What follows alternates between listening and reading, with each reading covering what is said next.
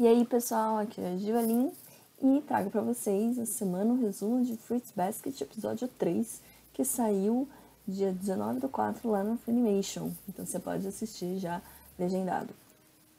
O nome desse episódio é Eu Espero Que Neve Logo, porque nesse episódio a gente tem a história dela, uma personagem que merecia ter aparecido antes, mas que é muito relevante na história, que é a Mati. A Mati, para quem ainda não percebeu, ela é o par romântico do Yuki, ela tá desenvolvendo uma ligação ali com o Yuki, uma ligação que o Yuki não teve nunca com ninguém. O Yuki consegue ver através dela, consegue entender as dores dela, uma coisa que ele sempre quis, né? Ele tentou fazer isso com a Toru, mas não foi isso que ele encontrou nela, foram outras coisas. E agora ele tá conseguindo encontrar isso na Mati. E no episódio a gente tem a Mati sendo acusada de ter quase matado o meio-irmão e sofrendo por essas acusações. O Yuki acolhe ela, ouve e descobre que não era nada disso, foi um engano, ela estava tentando ajudar o irmão e os pais que a rejeitaram completamente, simplesmente expulsaram ela de casa nessa situação. Esses mesmos pais que exigiram por anos que ela fosse perfeita, que ela fosse maravilhosa. E aí a gente entende qual que é o desses ataques da Mati. Por que a Mati tem problema com coisas organizadas, por que a Mati detesta a perfeição, porque as pessoas que mais deveriam amá-la, as pessoas que eram referência para ela, a rejeitaram justamente por ela ser assim tão perfeita e de certa forma sem graça. E isso fez com que ela se quebrasse por dentro. Então ela quebra todas as coisas porque é isso que ela tá agora, ela tá quebrada. Foi assim que ela foi deixada, foi literalmente expulsa, totalmente rejeitada pela família. E o Yuki é capaz de ver isso dentro dela, é capaz de acolhê-la.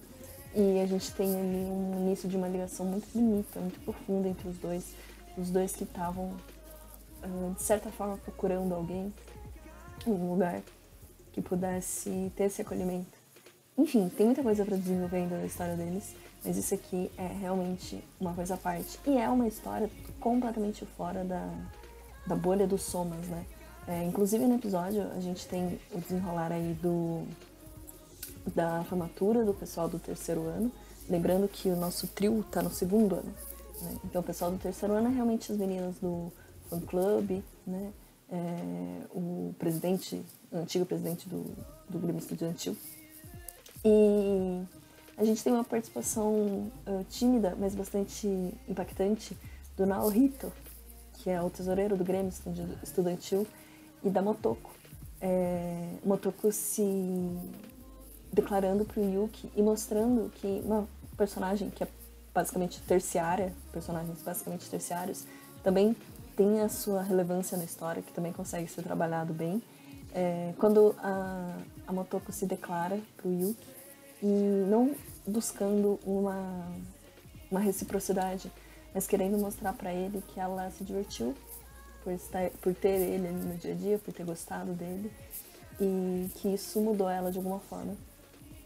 E o Naohito também se declarando pra Motoko, sendo extremamente gentil e fofo ao dizer que as coisas terminam, mas existem novos começos diante dela.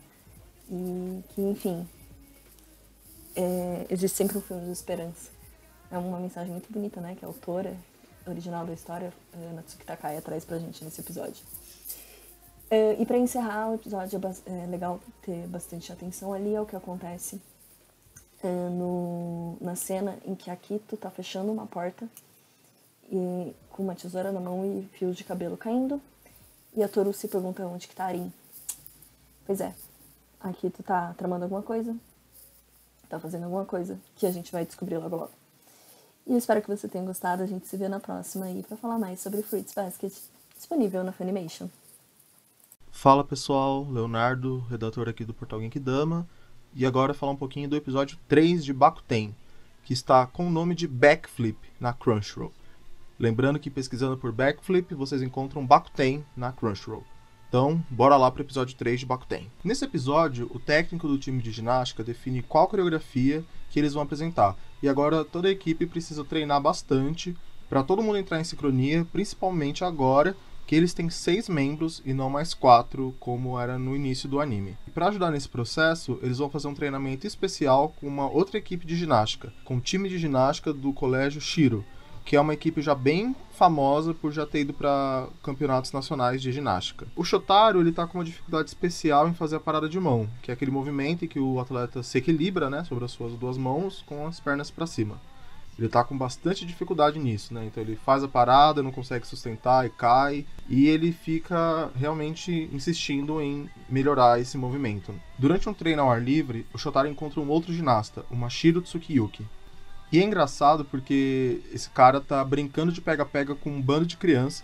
E ele acaba envolvendo o Shotaro nesse pega-pega. E ele acaba ajudando o Shotaro a aprimorar o movimento da parada de mão. E agora a equipe do Colégio O tem que se reunir para ir finalmente começar o treinamento junto com o Colégio Shiro. E é engraçado porque alguns integrantes do Colégio Shiro e do Colégio O já se conhecem dos times de ginástica. Então tem umas faísquinhas aí, umas rivalidades que acabam se aflorando aí antes deles começarem o treinamento. Uma coisa que eu achei bem divertida nesse episódio é que mostra o Ryoya como uma pessoa bem envergonhada. E que as pessoas do time não sabem muito sobre ele. Então, tem uma hora que uma parte da equipe tá fazendo compras, e o Ryoya, ele tá com uma mulher, que a gente não sabe quem é, e ele fica muito constrangido quando vê a galera do time. Fala, olha, daqui eu continuo, pode ir embora, tá de boa, então... Imagino eu que seja alguma irmã, talvez, não sei se namorada. E ele tenta sair ali pela tangente do mercado, né, do centro de compras. Só que a galera do time acaba encontrando ele fica muito constrangido. Porque ele tá indo em direção a uma loja de lingerie. Pelo impulso de tentar sair ali de qualquer jeito de onde ele tá. Um dos grandes destaques desse episódio 3 de Bakuten é a introdução de novos personagens na história, né? A apresentação dos membros do time de ginástica rítmica do Colégio Shiro. Que, por ter essas rivalidades aí, alguns que já se conhecem, alguns constrangimentos, enfim... Eu acredito que possa gerar uma movimentação bem interessante na história.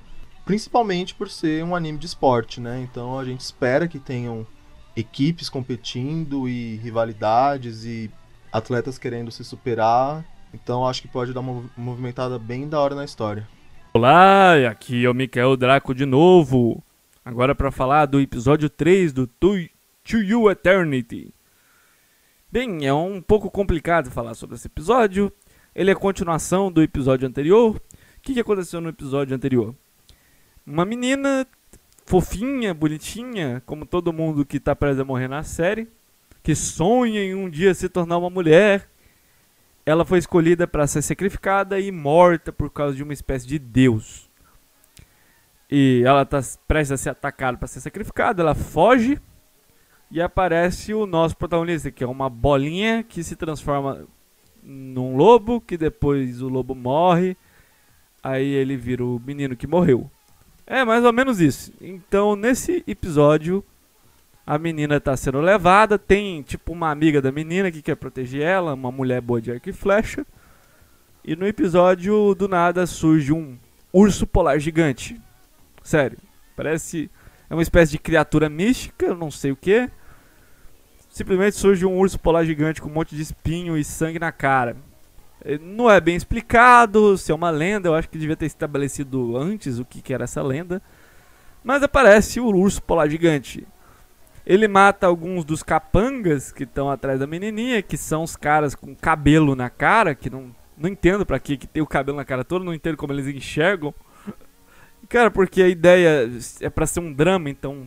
No mínimo, na minha opinião, devia ser um pouco realista. Então ter esses caras com cabelo na cara é muito estranho.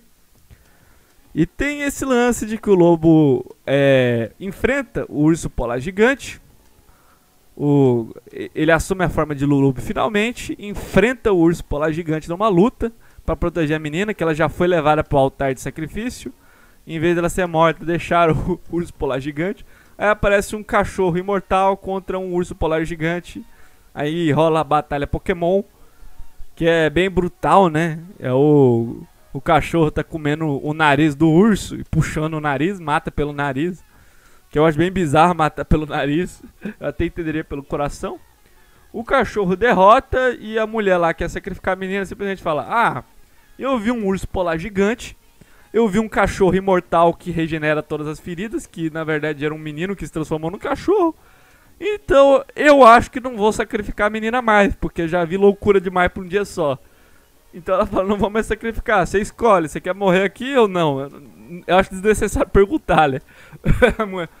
Você quer voltar pra vila ou quer morrer? Vamos levar o cachorro gigante, o urso polar gigante, como prova. O cachorro gigante não, o cachorro humanoide. Vamos levar esse cachorro humanoide e esse urso polar gigante como prova de que tá acontecendo um monte de loucura. Vamos levar lá pra vila e falar: é o seguinte, eu não matei a menina, mas eu tive uma boa razão. Apareceu um cachorro humanoide e um urso polar gigante. Então, eu acho que tá rolando muita loucura de uma vez. Deve ser Deus que tá falando que não é pra matar menininhas inocentes, então vou parar. Então esse foi mais ou menos o episódio. Realmente eu acho uma solução meio besta. A mulher tá convicta de que quer matar a menininha, e porque apareceu um lobo gigante e o cachorro humanoide, ela parou, né? Mas eu até entendo, é realista. Se acontecesse na vida real e eu fosse sacrificar a menina e rolasse essas loucuras aí, que parecem vidas de uma maconha, eu provavelmente deixaria de fazer qualquer coisa. Simplesmente pararia o que eu tava falando e falar, não, chega. Então, sobre o episódio ser bom ou não, foi o único episódio até ação, que é a luta do lobo contra o urso. O único. Tomara que venham mais episódios de ação. E pelo que eu vi, tomara, né, que não siga um caminho formulaico de pessoa morta da semana. Eu acho que não vai ser isso. Eu tava com medo do anime virar uma coisa dessa. Não vai ser tipo, essa semana vai morrer uma menininha, outra semana vai morrer um velho, outra vai morrer um menino. Não, parece que vai ser uma história mais linear. Eu acho que é um arco, tá rolando um arco aí. Um arco pequeno, acho que já tá acabando o arco. Mas enfim, né, achei regular o episódio, achei... É muita loucura introduzida de uma vez, devia ser estabelecido anteriormente. Eu entenderia se aparecesse o cachorro gigante e falava, existe uma lenda de um urso polar gigante, por exemplo. Mas é isso, essa é a minha review do episódio, é um episódio regular. Tomara que venha coisas melhores daqui pra frente. E esse negócio é muito louco, muito louco. Se você parar pra pensar, fica pior.